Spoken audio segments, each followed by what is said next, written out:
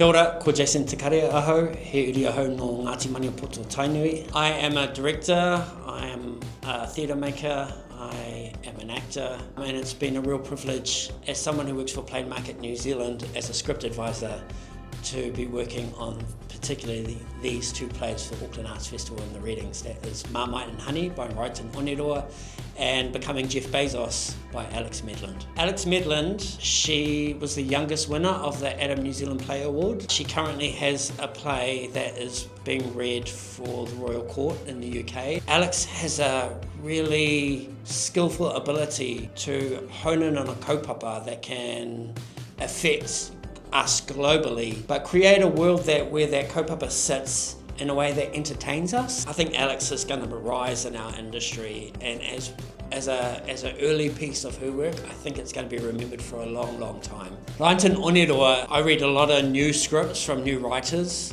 This one stood out. He has an ability to capture the way we speak as New Zealanders. Because even though this is set at a tangi, there is a lot of humour in it. This will be a first taste of what he's going to become. My tagline for Becoming Jeff Bezos: ambition is not always the best human trait. My tagline for Marmite and Honey is, it's not just what you say, it's when you say it.